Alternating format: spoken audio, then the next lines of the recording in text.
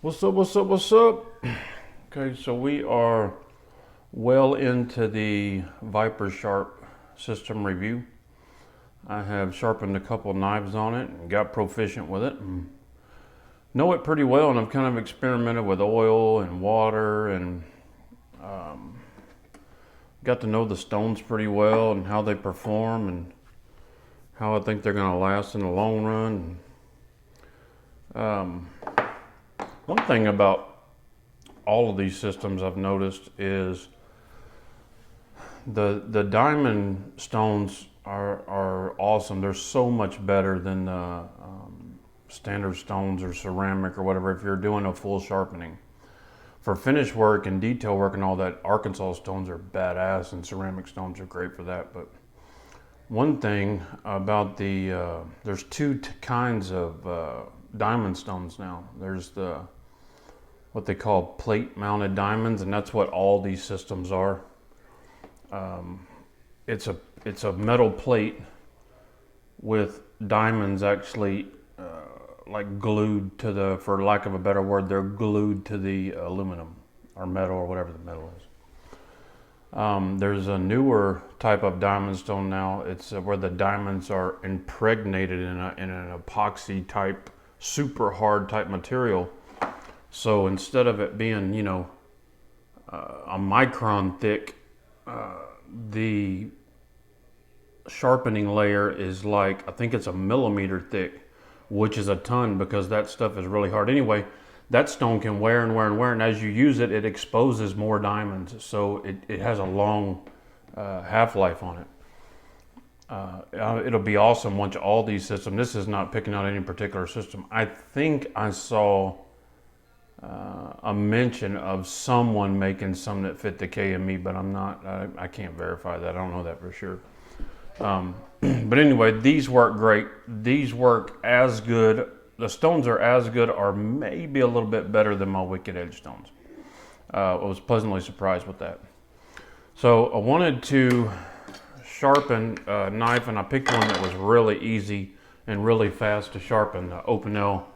Which one is this? Number 7. So I'm gonna dull this piece up. It's really sharp right now. It's razor sharp. So we'll go to town on it and jack it all up. I'm not just gonna rub it on there a couple times like I see some guys doing. We're gonna get that edge off of there. I think y'all are pretty convinced that it is dull, but we'll verify it. Get a piece of paper.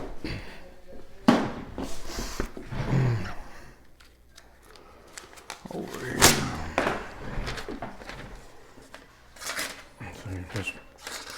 It's dull. So, all right, now that we've done the painful part, hurting that knife like that, I know y'all cringe when I did that. Put that out. All right, let's go to talk about how we mount this thing, and this is pretty straightforward. It doesn't get easier than this. One thing you want to do is put your knife a pretty good ways out here, right? So, and tighten that down.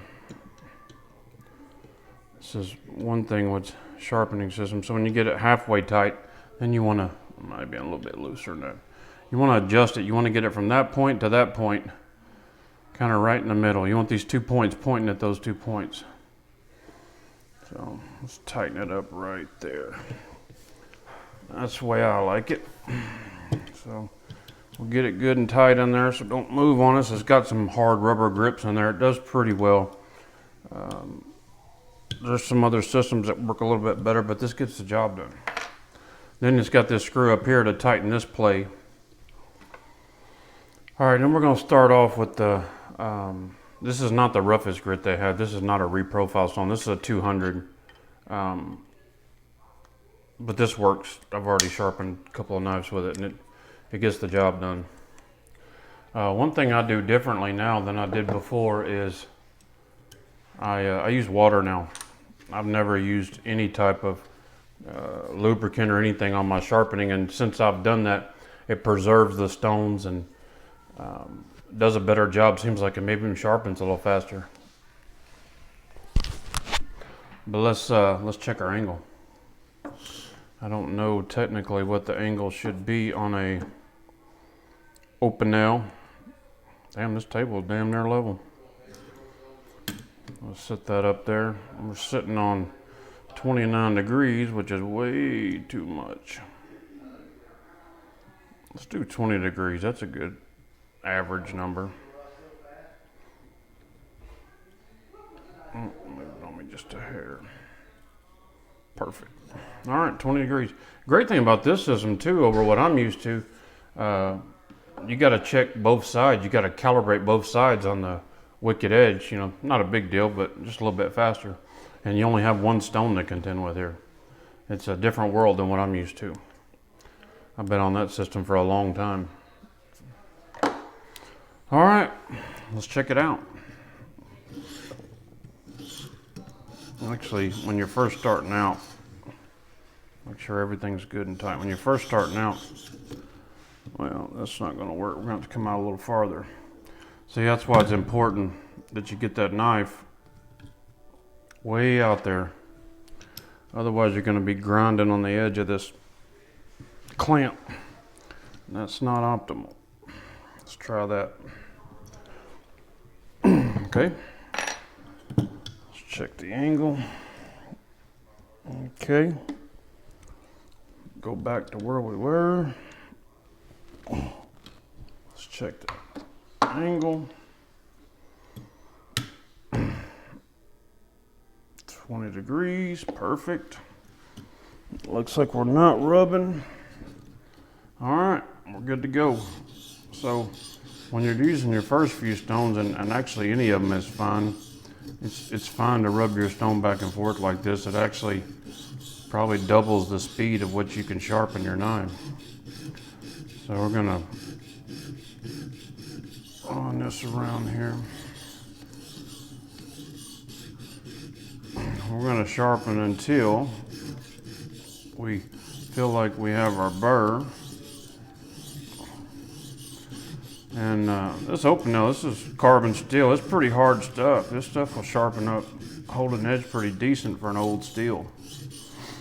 But it'll sharpen right up. You can see there's metal flakes just piled up there already. These stones eat. They do a good job. There's a learning curve with all these systems. There's a learning curve to using a system, period.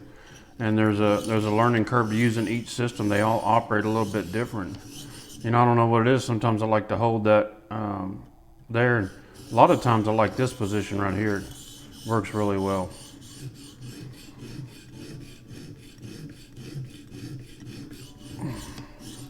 Just want to try to do everything evenly.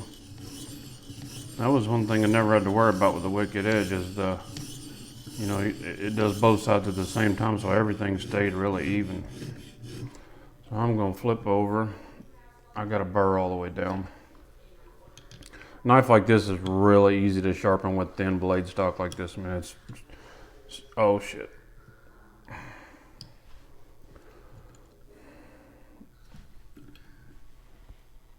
Recheck my angle because I've screwed up.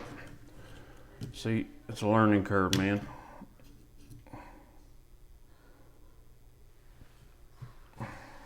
Adjust it just a little bit.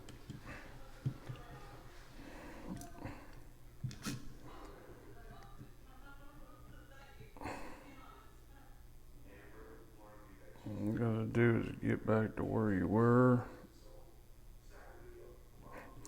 Right there. So it's not necessarily to take it out like that. Let me make sure I got that clamp good and tight. This is real live stuff, ladies and gentlemen. I'm gonna show it to you just like it happens. Okay. And we're gonna work this edge.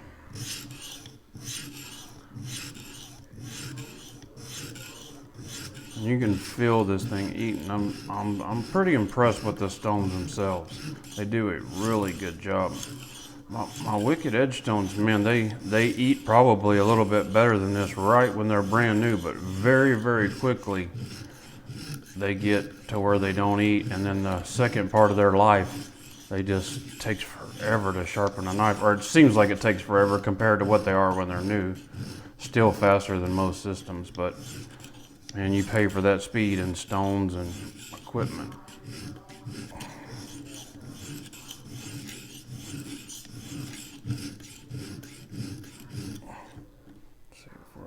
We're already burring. Get this over here real good.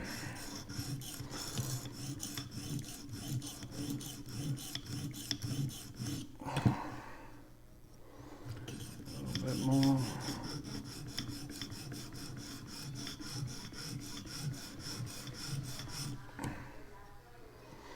All right, I think we're just about burred up.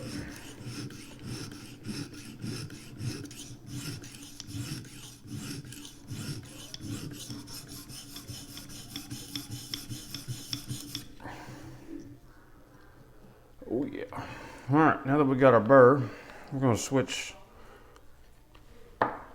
grits to 400. 400. Proprietary locking system, I like that, works really well. I'm gonna do the same thing. We wanna do the same amount approximately on each side. You know, just eyeball it.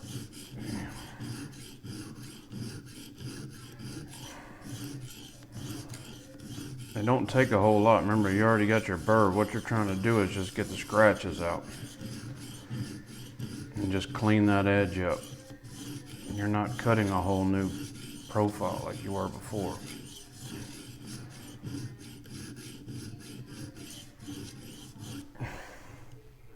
And you want to feel for that wire edge and make sure it's all the way down, which we are. Loosen up your nut. Do a little fleet flopping. Tighten your nut back down. And you want about the same amount of time. I was a little concerned about that one button clamp, one screw clamp there, because the two screw clamp works a lot better on some of the other systems. I haven't had an issue with this with my knife moving. I marked the first few knives just to make sure the thing wasn't moving on me, and sure enough, it wasn't. We did good.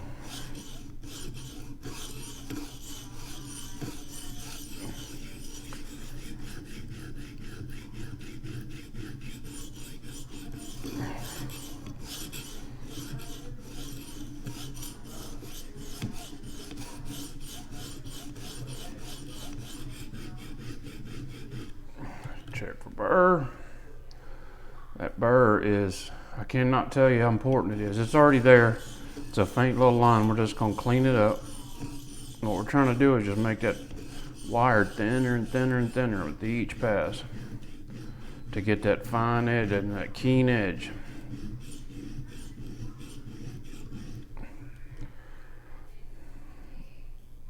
It's good all the way down except right here on the tip.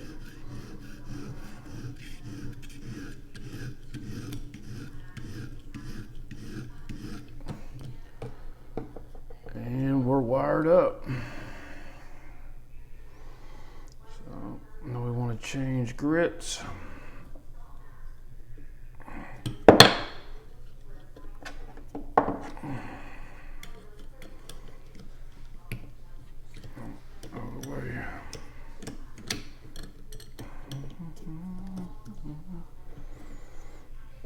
You could be the smoothest person on the planet. You put a camera in front of you and nothing goes smooth. All right, so now we're on the 600 grit. Same story, different channel. I'm gonna just refine that wire edge, find that keen edge to a sharp. All we're doing is moving that wire to the other side, swapping the burr. Really should have flipped it over, but I know when I have a wire by now, I know about how much passes it takes. So whenever you finish a stone, you should always flip to the other side. Remember, because there's already a burr there. You don't want to mistake that same burr. But usually you take it off anyway with the next one. You want to get up there next to the hilt, because that's a part that usually gets neglected or mis-sharpened. And right here at the tip too.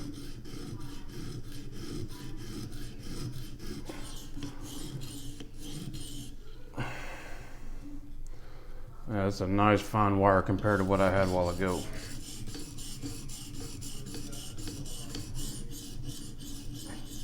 Just light pressure at the end, just to refine that wire.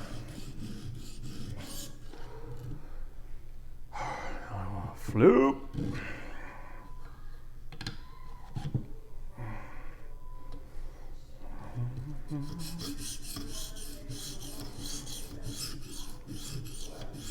And this is about the easiest knife a person will ever sharpen right here. It's just a good knife to practice on because you can't hardly mess it up. Just don't want to put no pressure on the knife. Just let the stones do the work. The weight of the stones is more than enough. Plus, you put weight on it, eat your stones up. And I'm not just telling y'all, I have to tell myself that too, because I'm a big guy. I always want to muscle everything. Get right next to that hilt.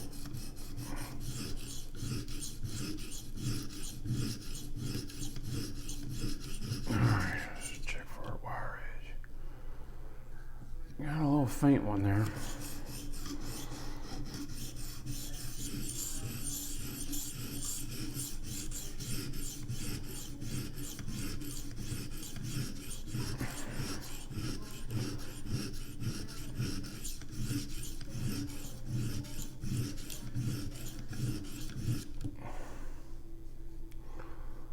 Yep. Get right up here against the hilt. That's where it's not. That's where the wire's not there. And we'll refine that edge a little bit.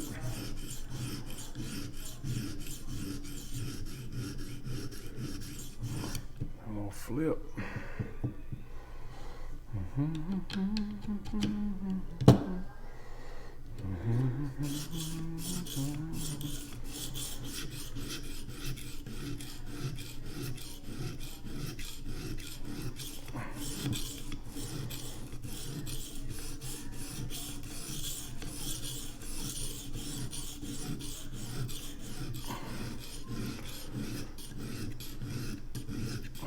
Open nail's a good knife to practice on. The rat one's a good knife. The rat one's a little more like most other knives. It's got a little bit thicker blade stock, and that's a real good one to practice on. You can put a nice polished edge pretty easily on a rat one. So that's a good knife to practice your mirror polishes on. Okay, got us a boom-a-doom. Let's flip it over so we don't forget. Flip this too.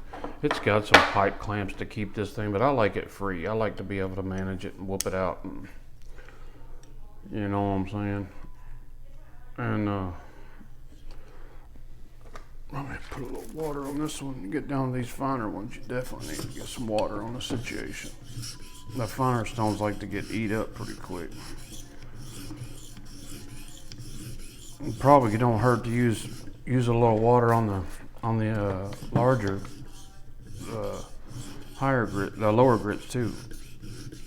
It just saves them, and plus it helps them work better. It moves the trash out of the way, the metal that gets stuck in there.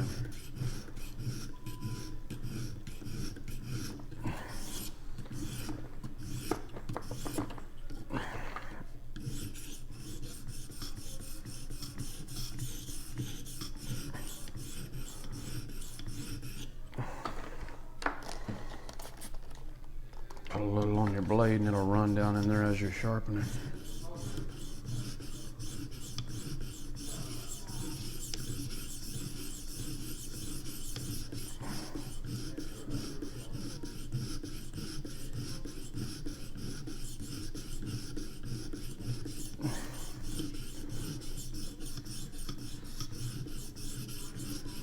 Yeah, we got a wire. It's the main thing. I keep saying it, but it's so important to get that wire with every grit. You get up in these higher grits. Water, I think I got a little bit of 409 in there too. You need a little bit of soap to help it stick. Otherwise you'd just be running a bunch of water everywhere. But I promise you, if you didn't use water and then you did, you can tell the difference when you don't use that water. It'll save you a fortune in stones.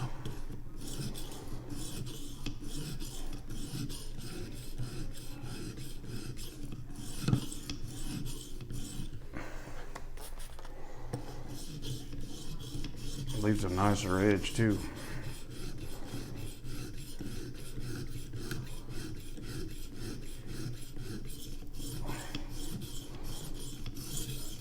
Get that hilt.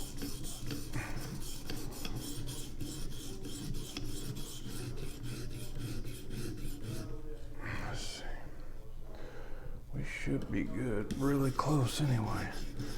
Do a little bit extra. Make sure we got it good and smooth. And of course, if this was any other knife, you'd have all this taped up. We don't worry about that with the open now. Just for those of you, if you're not familiar, this thing will bump all against your knife and scratch it all up. It's a good idea to tape up your blade too, the part you're not sharpening. And I like to go ahead and hit the other side one more time.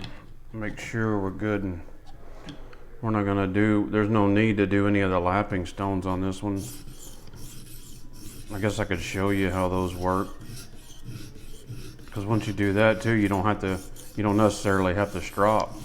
The lapping stones kind of take the place of the stropping.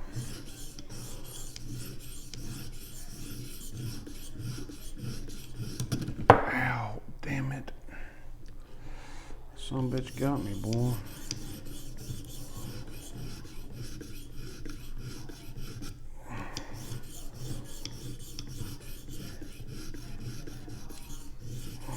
I think that's why it's better to kind of grab it back here.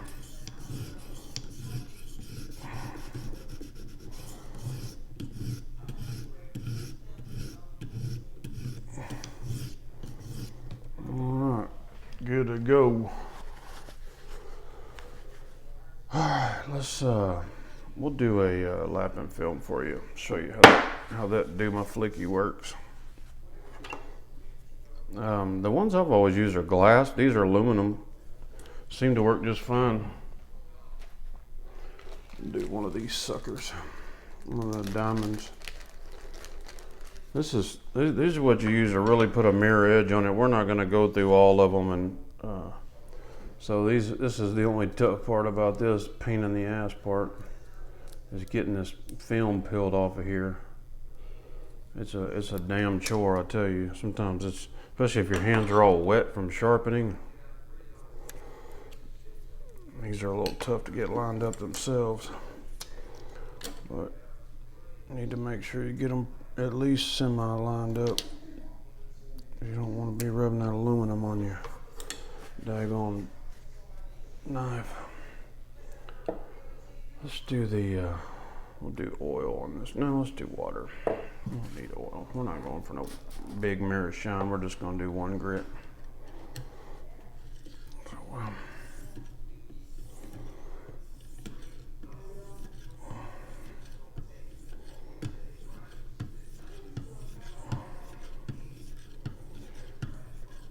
and you have to keep water on these lapping films.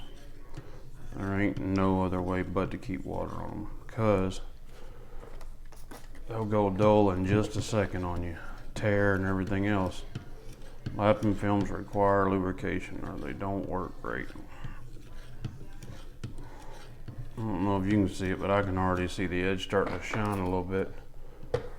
Much more water on your lapping films than on your stones.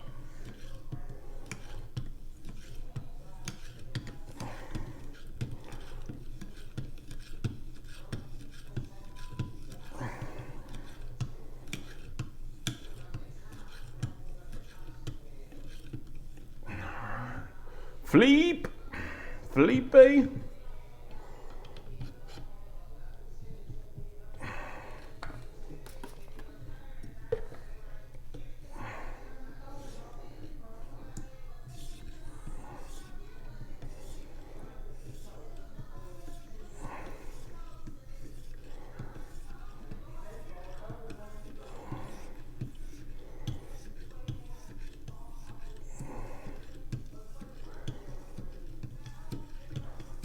up against that hilt real good. Look there, see that wire breaking off of there? That's a piece of the wire, big old fat piece of wire there. And that's what these lapping films do. They shave it down to all of a sudden you'll see that wire just break off of there. Most of the time when we're sharpening with other systems and things, the wire just goes away, it gets ground off. But when you're using this fine of materials down to microns, you'll actually see the edge break off. And that's when you know you got your surgical sharp scalpel. Gotta keep water on this thing. The water does a couple of things, as most of you know. It lubricates, but mainly it takes away the trash that you're cutting. Your cuttings don't get stuck in there. It's such a fine sandpaper, for lack of a better word, that it'll get cut in there and it won't cut. You'll be here a lot longer than you want to be and get a lot less positive results out of it.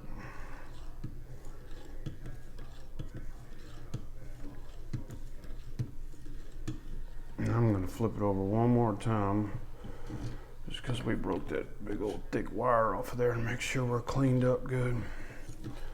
Then we'll do us a little sharpness test. You can feel it when the water starts to come up, and then spray a little on your blade so it'll work its way down to the edge as you're going.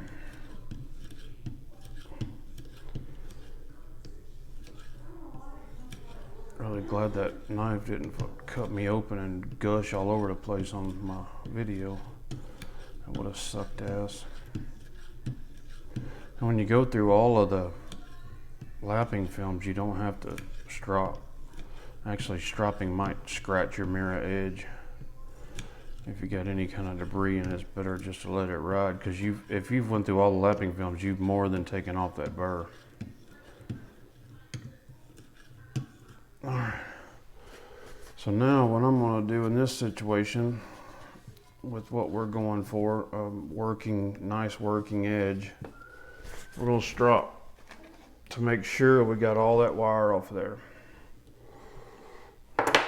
Make sure you dry your stone holder really good. You don't want water getting on your strop. Make sure you dry your work really good. Again, you don't want water on this strop. Now I've already diamond pasted this strop a couple days ago.